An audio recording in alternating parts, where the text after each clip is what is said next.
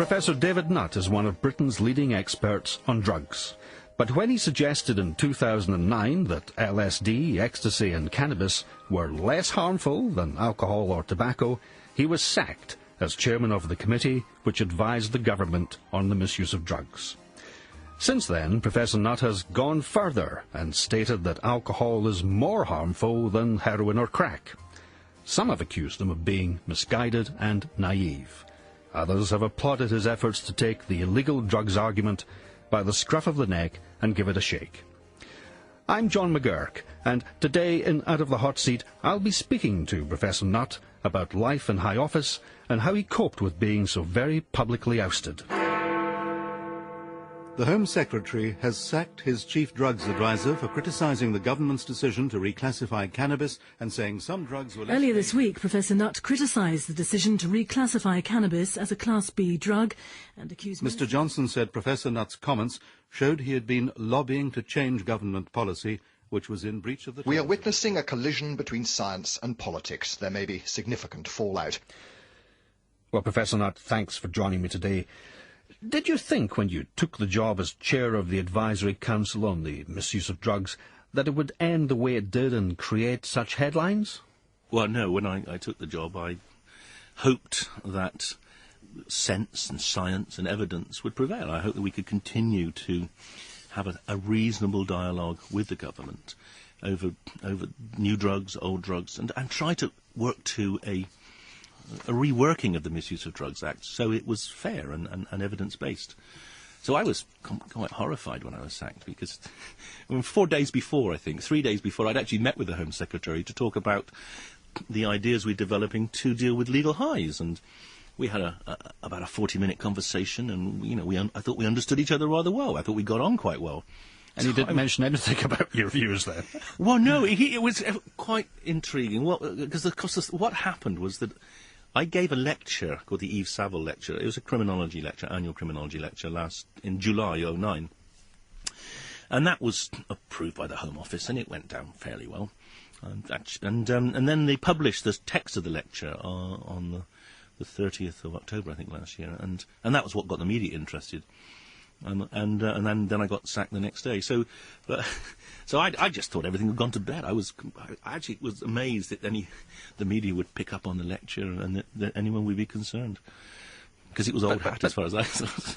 Yes, but how, in fact, does the government sack someone? Did Mr. Johnston phone you up? Did he write to you? Did you get summoned to a meeting? Again? So it was quite amusing. I suppose this is the modern age. So I was due to give on the Monday following the media furore on the Thursday. I was due to do an interview on ketamine with the Radio 1 on their current affairs programme. And then when the furore kicked up, I said to my people, my secretariat at the Home Office, I'll see you on Monday for the Radio 1 interview. And they said, oh, well, look, why don't we just take the heat out of the situation? Why don't we not do that interview? So I said, fine. And I went off to a research meeting, and at about 12 o'clock, the BBC rang me and said they'd heard that I can't do the interview on Monday because my position is under review. So I said, what? I said, what did you know about this? I said, no, I know nothing about this. So then I rang the Home Office and said, what's going on? And my secretariat said he didn't know, but he'd find out. And then about 3 o'clock, just before I was going to give a lecture, I got a text from my secretariat saying, can you open your emails? So I said, yes, and I opened my email, and there was an emailed letter from the Home Secretary saying he wanted me to resign. And I thought, hang on a second, why should I resign? So I wrote back and said, I'm not going to resign because, there's got to be debate. You might not agree with me, but I don't agree with you, so, why should I resign? And then they wrote back about 20 minutes later saying, this is a technical term for being sacked. So then I said, OK, well, right, if that's the way you're going to play it, I rang up the Science Media Centre, I emailed them, I emailed contacts in the BBC, and within 20 minutes, the whole furore broke. Not much courage in sacking you by email, I'd suggest. Well, it's a very interesting. I'd say, who knows? I think they thought it was getting out of control. Of course, it happened when both the government's chief scientist and the science minister were out of the country. And so they didn't even know about it. So the whole thing was done very, very rapidly, I think, probably hastily. I suspect with hindsight, they probably regret having done it like that. But did you suspect it was coming to some extent because you chaired the advisory committee for just under a year and, well, during that time you clashed on several occasions with the government?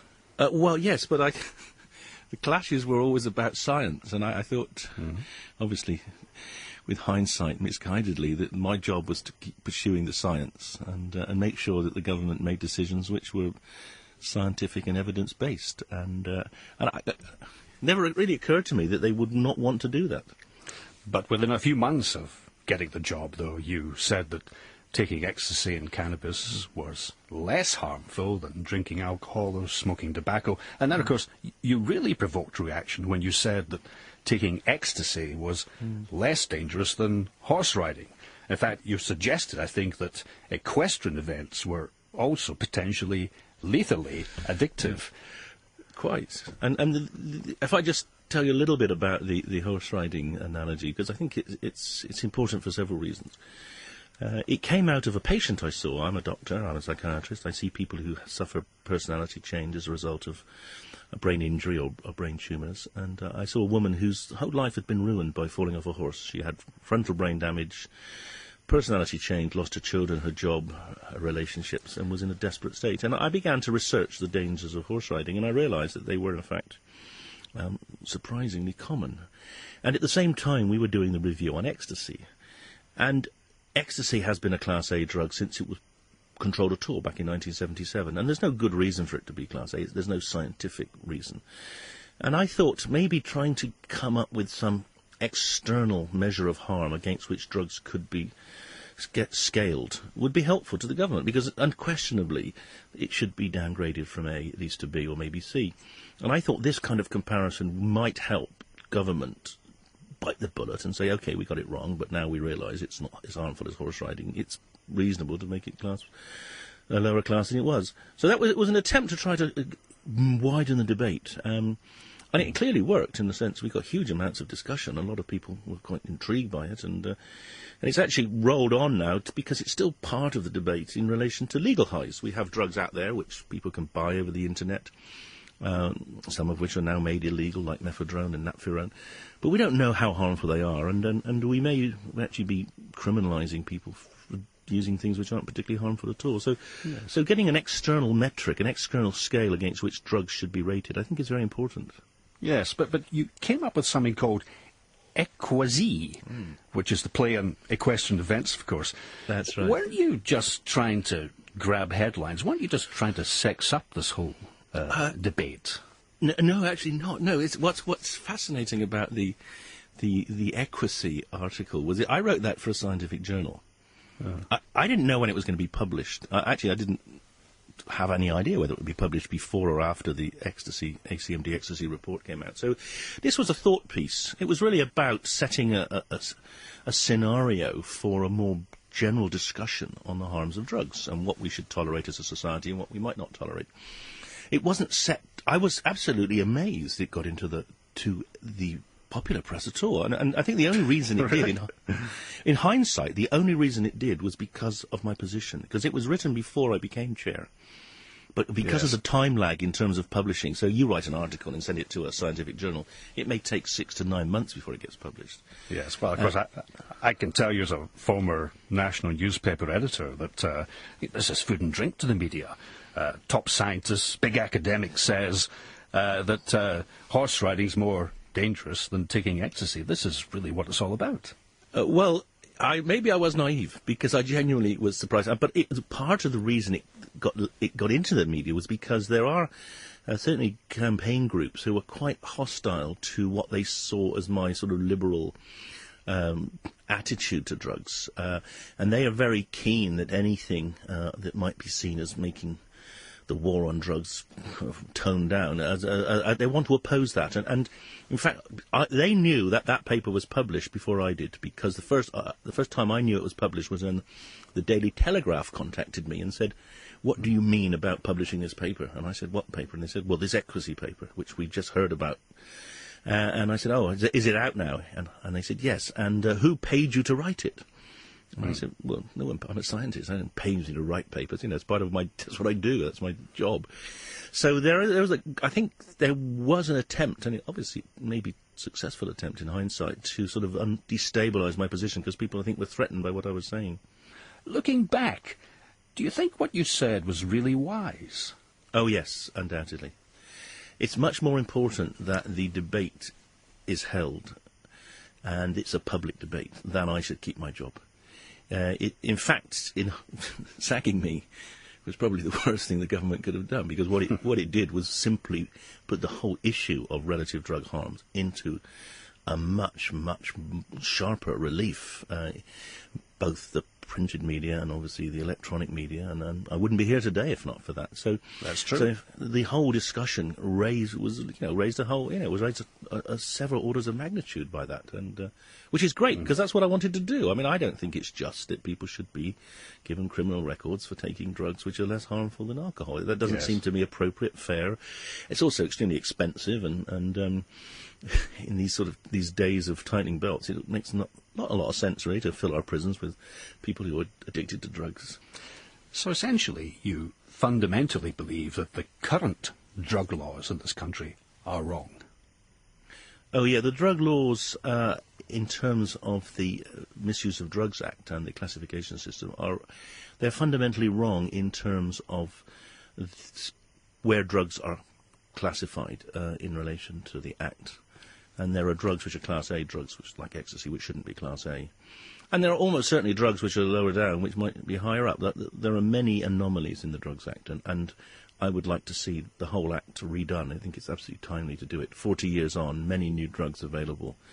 We should revisit the Act, have a Royal Commission, and redo the Act. In the list, or your list of dangerous substances, I think that you believe that alcohol and tobacco are 5 and 9. Yes. But cannabis, LSD, ecstasy are much further down the list. That's right. But isn't the message from that, aren't you saying that taking these drugs really isn't all that bad?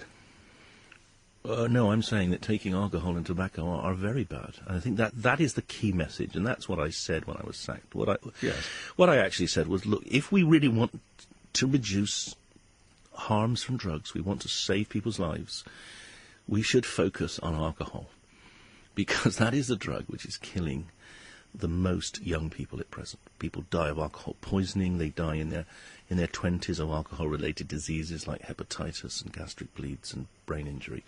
We are on an epidemic of alcohol-related death, which outstrips by 1,000 times any deaths from ecstasy or LSD.